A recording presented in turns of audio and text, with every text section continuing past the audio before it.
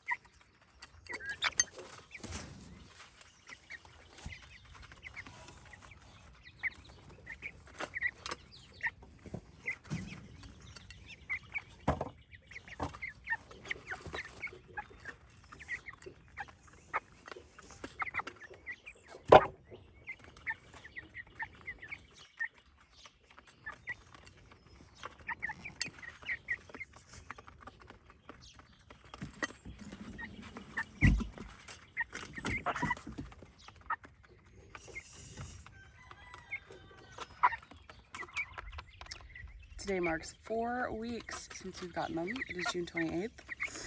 I just made them this little playpen thing out here. Playground, whatever you want to call it. They're voracious eaters. They don't eat very well with this top on, and I don't know if that's just this batch or if that's kind of in general. So I poured some in there so they can get a good start on it. I brought out some more, so I'll give them a couple minutes, and then I'll take it back, fill it up, and then I'll put this guy on top of it, because it also helps keep the poo out. So, but they're super excited. They just got fresh grass and they get really excited about the grass. So I actually might be able to just kind of wait on the extra crumbles until afternoon chores. So, they're enormous. We're thinking about 2 more weeks and they will be headed to process. And they spill it when it's like that because they stand in it. But you can see they're also foraging the grass and the bugs and stuff like that. So, little clovers.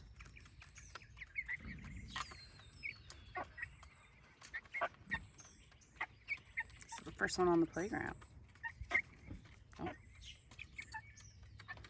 I thought they might like this option. It is dirty on the end, but I mean, it was in the dirt. Because they kept jumping up on that guy. And I'd really prefer they didn't do that, so this gives them something to kind of play on.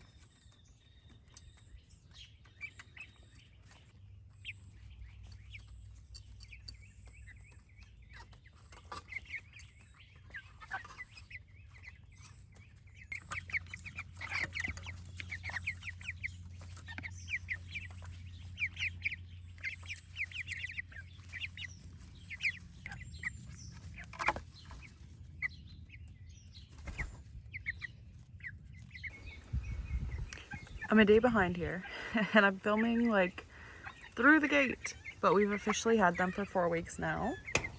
The cat's trying to come over, so now I have to close them in. But we've officially had them for 4 weeks. They've been outside for 1 full week, I want to say. I can double check that and correct it here if not, but they've gotten enormous. Look at them. They're huge. They're doing great. We're still on our 2nd bag of food, and I did find a good deal to order some more.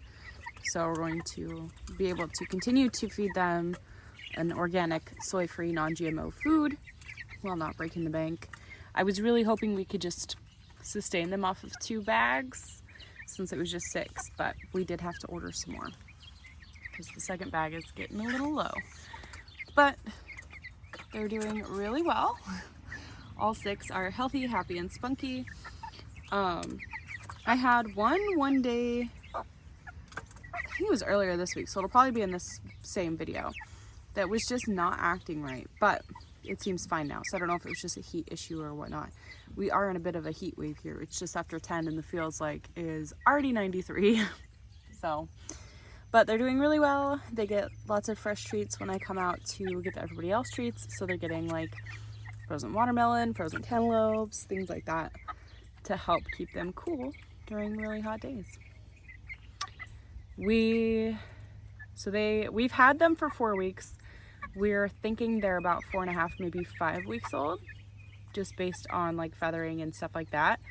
I don't know how old they were when we got them, but we're guessing they were close to a week when we got them. They were a little bit bigger. So we were thinking 2 weeks from now we'd process. The farm that I assist in processing their chickens is looking at maybe 3 weeks out. So I'm just gonna take them and we're gonna do these guys after we finish theirs that day. So probably 3 weeks out, which would be good. They'll be right around 8 weeks. I don't wanna stretch it because I'm worried we'll start losing them. And with only 6, even one loss is a very high percentage. So there they are.